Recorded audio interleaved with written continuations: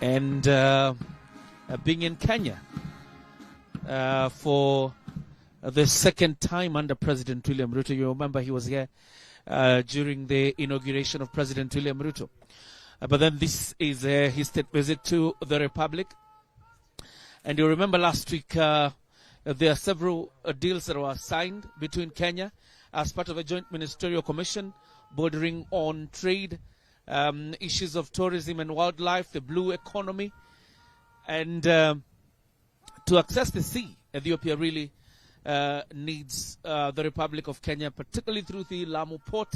And these are some of the deals that you expect to be signed inside here. So after the dismissal of the parade, the President and the Prime Minister, together with the delegations, will retreat for bilaterals. It's not something you really expect to stay for so long, owing to the fact that there was a joint ministerial commission last week. So today is just polishing up and, familiarization, and then the signing, and then the two leaders will join us out here for a joint press conference between the President and the Prime Minister.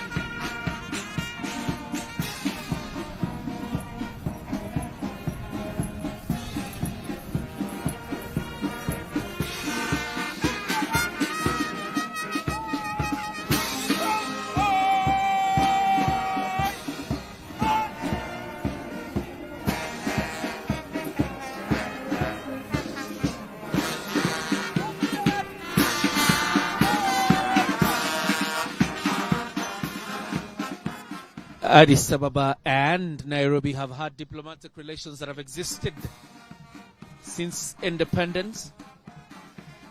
And to cement that relationship is that requirement for visa, that no Kenyan requires a visa to enter into Ethiopia, nor does an Ethiopian need a visa to access Kenya. In fact, as late as a few weeks ago, Ethiopia was exempted from the new requirements for anybody visiting Kenya, the visa-free entry, where you just fill the electronic traveler requirement. Ethiopia was exempted from it, owing to the relationship that Nairobi has had with Addis Ababa. President William Ruto introducing his ministers to Prime Minister Abiy Ahmed, up to the Deputy Chief of Staff, that is Josephat Nanok, and then the Prime Minister of Ethiopia will have the moment now to introduce his delegation. And you can see the First Ladies of both nations in town, First Lady Mama Rachel Ruto and the First Lady of the Federal Republic of Ethiopia.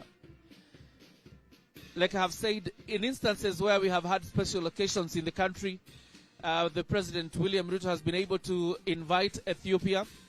In most cases, Prime Minister Abiy Ahmed has deployed the President of Ethiopia, Saleh Zodi, for functions. So since the inauguration of President William Ruto in September of 2022, this is the first visit, then you would say perfectly so, for Prime Minister Abiy Ahmed to be in the Republic. So So there are two reasons that bring Abiy Ahmed to Nairobi. One is cementing the brotherly relations between the two nations that have existed for so long. And number two, to follow up on that joint ministerial commission and the agreements really that were arrived in Addis Ababa. Last week, the Prime Cabinet Secretary Musalia Mudavadi did not wind up the cabinet retreat. Rather, he went to Ethiopia for that joint ministerial commission.